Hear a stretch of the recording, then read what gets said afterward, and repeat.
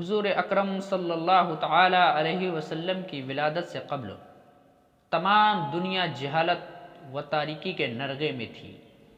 انبیاء اکرام علیہ السلام کی تعلیمات تقریباً ختم ہو چکی تھی۔ لوگوں نے ان میں اس قدر رد و بدل کر دیا تھا کہ حقیقت کی تلاش کرنا ناممکن ہو چکی تھی۔ چند مشہور ممالک کا حال ہم بیان کرتے ہیں۔ یورپ، یہاں کے باشندوں نے عیسیٰ علیہ السلام کی تعلیمات کے برخلاف تثلیث کے عقیدے کو اپنا لیا تھا، یعنی تین خدا مانتے تھے۔ پہلا خدا، دوسرا حضرت عیسیٰ علیہ السلام اور تیسرا حضرت مریم علیہ السلام۔ کلیسا جرائم کا مرکز بن چکے تھے۔ ایران، جو اگرچہ ایک بڑی سلطنت تھی مگر وہ بھی اخلاقی پستی کے انتہائی گہرے غار میں تھی۔ یہاں کے لوگ آگ کو پوجتے تھے۔ مصر، یہودی اللہ کے نبی حضرت عزیر علیہ السلام کو اللہ کا بیٹا سمجھ کر ان کی عبادت کرتے تھے۔ ہندوستان میں کروڑوں دیوتاؤں کی پرستش کی جاتی تھی۔ بجلی، پانی، درخت، سانپ، بندر، گائے، اینٹ، پتھر، غرض کی ہر چیز کو خدا بنا رکھا تھا۔ انسانیت چار مختلف طبقوں میں تقسیم کر دی گئی تھی۔ برہمن، چھتریے، دیش اور شودروں کے ساتھ غیر انسانی سلوک کیا جاتا تھا۔ کوئی شودر برہمن کے گھاٹ سے پانی نہیں پی سکتا تھا۔ یہی حال ایشیا کے دوسرے بڑے ممالک کا تھا۔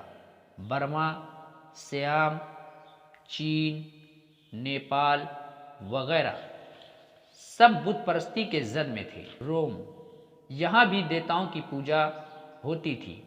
امراء اور حکام عیش و عشرت کرتے تھے، جبکہ ان کی رعایا بھوک سے مرتی تھی۔ کمزور اور غریب کا جینا دو بھر تھا۔ عرب کا حال ان تمام ممالک سے گیا گزرا تھا۔ مذہبی اعتبار سے حجاز کے لوگ اپنے رشتے کو ابراہیم علیہ السلام سے ملانے پر فخر محسوس کرتے تھے، اور بعض رسوم ملت ابراہیم کے ان کے یہاں رائج بھی تھی، اگرچہ ان کی شکل مسخ ہو چکی تھی۔ مثلا بعض لوگ ننگے ہو کر حج کرتے اور اس کی تعویل یہ کرتے کہ جن کپڑوں میں ہم گناہ کرتے ہیں ان میں ہم اللہ کے گھر کا طواف کیسے کر سکتے ہیں۔ قربانی، مہمان نوازی، وعدہ وفا کرنا، یہ چیزیں عرب کی اچھائیوں میں سے تھیں، مگر ان گنت خرابیوں کے سامنے جو ان میں پائی جاتی تھی ان کی حیثیت نہ ہونے کے برابر تھی۔ بری رسوم، بعض عرب اپنی بیٹیوں کو زندہ قبر میں دفن کر دیتے تھے۔ اس کی چند وجوہ تھیں۔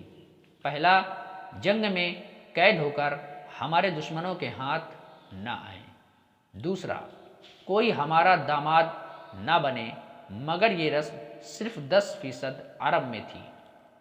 تیسرا، اولاد کو رزق کی کمی کے باعث قتل کر ڈالتے تھے۔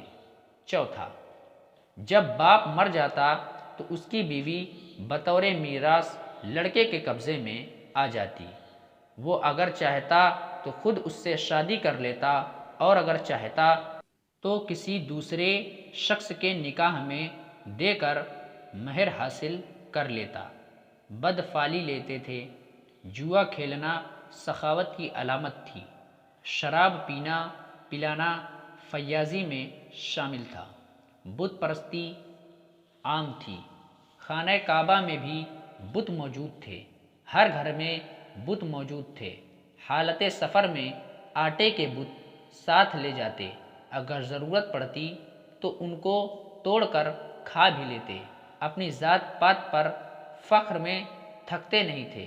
اس غرض سے میلے لگتے تھے اور ہر قوم کا خطیب و شاعر اپنی اپنی قوم کی بڑائیاں بیان کرتا۔ اس سلسلے میں بڑی بڑی جنگیں بھی ہو جاتی۔ چوری اور ڈکیتی عام تھی۔ لوٹ کا مال کھانا بہادری میں شامل تھا۔ وہ کوئی ایسی بات سننے کو بھی تیار نہ تھے جو ان کی اس عیاشی میں خلل ڈالے۔ توحید خداوندی کے صرف گنتی کے چند لوگ ہی قائل تھے، وہ بھی قوم کی حالت دیکھ کر گوشہ گمنامی میں تھے۔ ادھر مدینے کے قریب خیبر میں یہود و نصارہ آباد تھے، جو اگرچہ اہل کتاب تھے مگر ان کی حالت مشرکین عرب سے کچھ زیادہ اچھی نہ تھی۔ وہ تورات و انجیل میں منمانی تحریف کرتے، امیر لوگوں کو سزائیں نہیں دی جاتی تھی، صرف روپیہ پیسہ لے کر ان کے قصور معاف کر دیے جاتے، جبکہ غریبوں پر حدود جاری کی جاتی تھیں۔ پادریوں اور لاٹ پادریوں کی خدائی جاری تھی، غرض کی پوری دنیا آداب انسانیت سے یکسر محروم ہو چکی تھی اور کوئی کلمہ حق سننے تک کو تیار نہ تھا۔ ایسے میں اللہ تعالیٰ نے اپنے آخری رسول حضرت محمد صلی اللہ تعالی علیہ وسلم کو گمراہیوں کے مرکز میں مبعوث فرمایا اور آپ کو وہ پیغام حق دیا جو تمام ملکوں اور تمام قوموں کے لیے یکساں طور پر قابل عمل ہے۔